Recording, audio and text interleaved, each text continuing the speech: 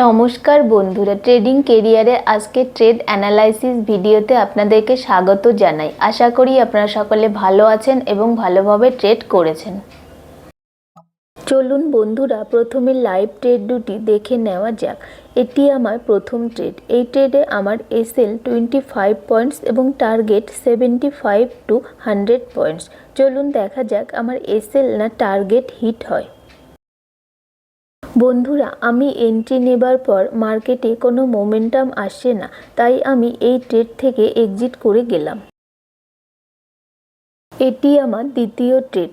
Same strike প্রাইজে পুনরায় entry নিয়েছি। এখানেও আমার এসএল 25 পয়েন্টস এবং টার্গেট 75 to 100 পয়েন্টস।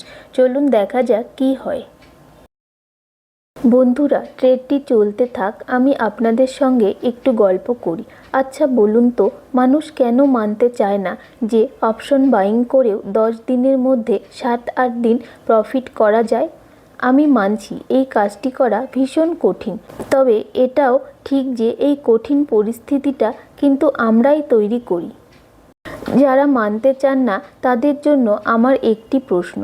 আচ্ছা বলুন তো, এমন কি কোনো মাস আছে যে মাসে আপনি আপনার ইমোশনকে কন্ট্রোল করে ডিসিপ্লিন থেকে দিনে 2টির বেশি ট্রেড না করে কাটিয়েছেন? যেদিন আপনি এটা করতে পারবেন সেদিন নিজেই বুঝে যাবেন অপশন বাইং করে প্রফিটেবল হওয়া যায় কিনা। বন্ধুরা, আপনাদের সঙ্গে গল্প করতে করতে আমার টার্গেট চলে এসেছে। চলুন প্রফিট বুক করে নেওয়া যাক। এই ট্রেডে আমি 4800 টাকা প্রফিট বুক করলাম। চলুন আজকের ট্রেড দুটির লজিক অ্যানালাইসিস করা যাক। সেন্সেক্স আজ প্রায় 900 পয়েন্ট গ্যাপ আপ ওপেন হয়ে উপরে থাকা রেজিস্ট্যান্স জোন থেকে 1 মিনিটেই 400 পয়েন্ট নিচে চলে আসে। কিন্তু মজার বিষয় হলো পুটের প্রাইস বাড়ার পরিবর্তে দ্রুতগতিতে কমে যায়।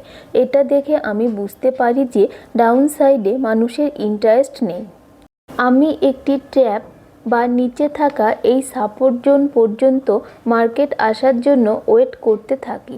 মার্কেট এখানে 25 EMA জোনকে স্ট্রংলি ব্রেকডাউন করে পরের ক্যান্ডেলেই 70% রিকভারি করে ফেলে। এটাকে ট্র্যাপ ভেবে আমি এখানে 4 লট কল বাই করে নেই। কিন্তু মার্কেট এখানে কোনো মোমেন্টাম ক্যান্ডেল তৈরি না করে ধীরে ধীরে নিচে যেতে থাকে। এটা দেখে আমার ডাউট তৈরি হয় যে মার্কেট হয়তো নিচে থাকা এই সাপোর্ট জোন পর্যন্ত আসতে পারে। তাই আমি 1800 টাকা লস নিয়ে এই ট্রেড থেকে এক্সিট করে যাই। এরপর আমি ওয়েট করতে থাকি। মার্কেট যখন আজকের ডে লো এর লিকুইডিটি নিয়ে মোমেন্টাম করতে শুরু করে তখন আমি পুনরায় 4 লট কল বাই করে নিই। 10-12 মিনিট সাইডওয়েজ থাকার পর মার্কেট সুন্দর মোমেন্টাম দেয় এবং আমার টার্গেট এসে যায়। প্রথম ট্রেডের 1800 টাকা লস রিকভারি করেও এই ট্রেডে আমি 4800 টাকা প্রফিট বুক করেছি। ওকে বন্ধুরা, আমার ভিডিওটি ভালো লাগলে প্লিজ লাইক, শেয়ার, কমেন্ট এবং ফলো করবেন। ধন্যবাদ।